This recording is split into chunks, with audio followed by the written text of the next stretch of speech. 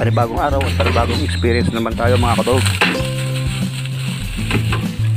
Ang lulutuin natin ngayon ay pares na tuwalya ng baka.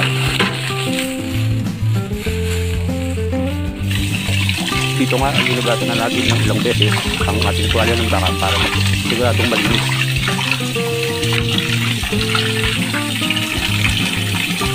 Pagkatapos natin linisin to ay pakukulaan natin to sa tubig para palambutan na nalilagyan natin ng laon ng laurel. Naganda na rin pala tayo rito ng star anise, paminta, ganun din ang bawang at sibuyas. Meron din tayo rito ng luya. Maglalagay rin tayo ng beef cube, ganun din ang ceiling green. Pagkatapos nga natin palambutan ng tuwalya ng baka ay painit na rin tayo ng mantika.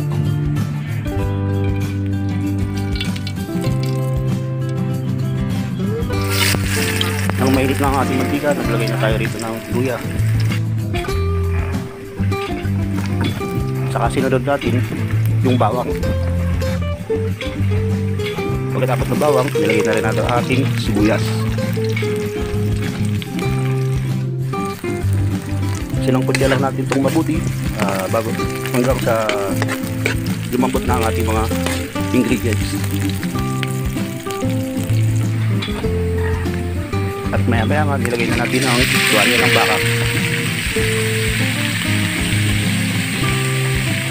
At maya maya nga pagkatapos natin isang kutya ang ating tuwalya ng baka, nilagay na rin natin yung tubig na pinagpapaloan natin kanina.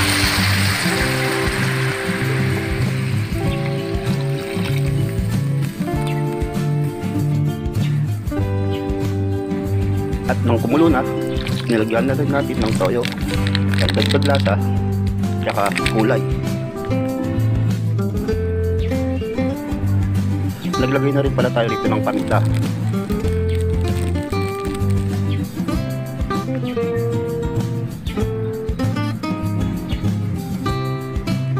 At kung hindi ka pa kabog, pa-like, comment, subscribe naman sa ating YouTube channel.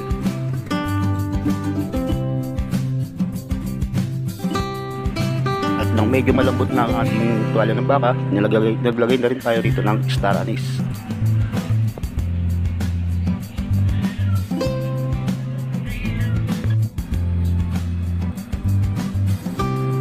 Bali, naglagay nga rin pala tayo rito ng Sprite.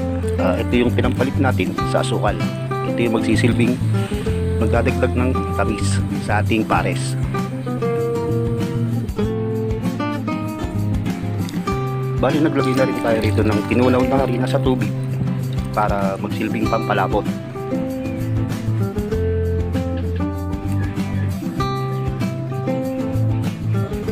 At maya maya pa nilagay na rin natin yung ceiling green.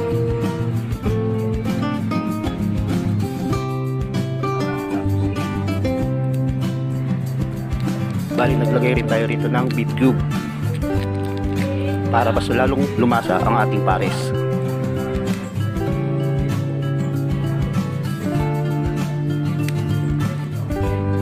Naglagay na rin tayo ng kaunting sili na pula.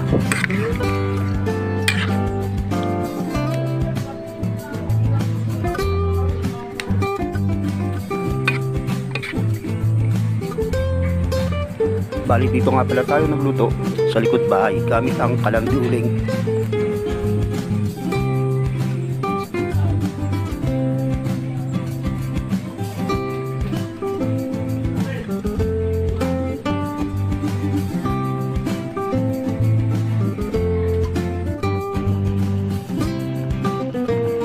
Yan nga mga kabog, luto na ang ating pares na tuwalya ng baka.